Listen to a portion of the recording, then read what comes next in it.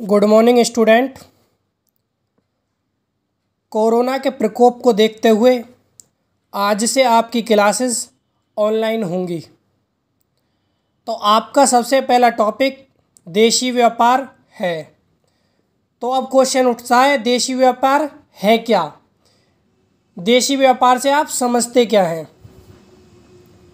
जो व्यापार देश की सीमा के अंदर किया जाता है उसे देशी व्यापार कहते हैं।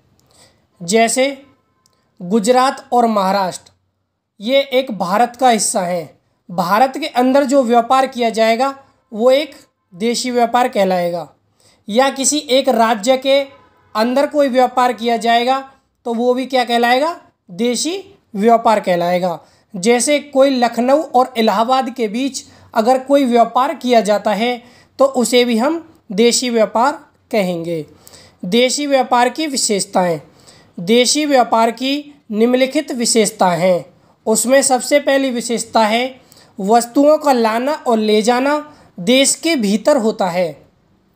दूसरा, वस्तु का भुगतान राष्ट्रीय मुद्रा में किया जाएगा। जैसे भारत में अगर कोई व्यापार हो रहा है तो उसका जो भुगतान है, उसकी जो पेमेंट है वो भारतीय रुपया में की जाएगी, भारतीय करेंसी में की जाएगी। देशी व्यापार के प्रकार।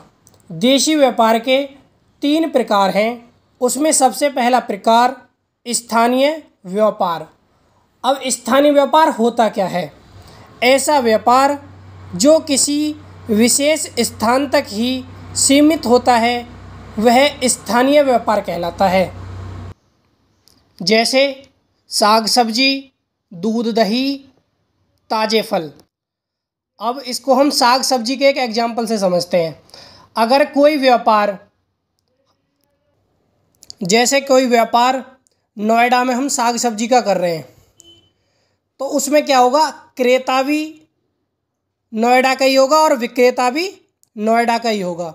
ये तो है नहीं कि हम व्यापार कर रहे हैं नोएडा में और साग सब्जी खरीदने के लिए महाराष्ट्र से आएगा या महाराष्ट्र बेचने जाएगा। तो जो ये व्यापार है उसे क्या कहेंगे?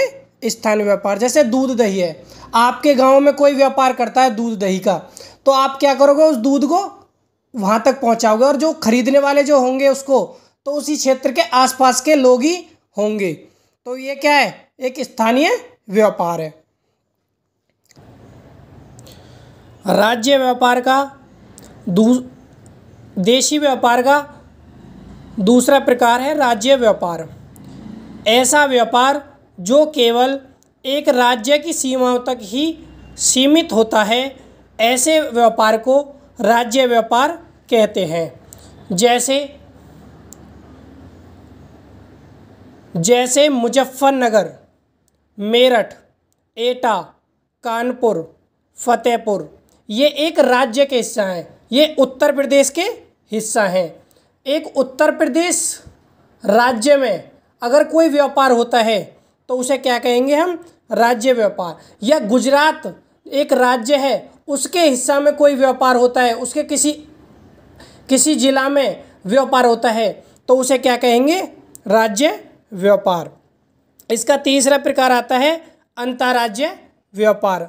ऐसा व्यापार जो देश की सीमा के अंदर विभिन्न राज्यों के बीच होता है, ऐसे व्यापार को अंतर्राज्य व्यापार कहते हैं। जैसे उत्तर प्रदेश, महाराष्ट्र यानी 2 राज्यों के बीच अगर कोई व्यापार होगा तो उसे क्या कहेंगे?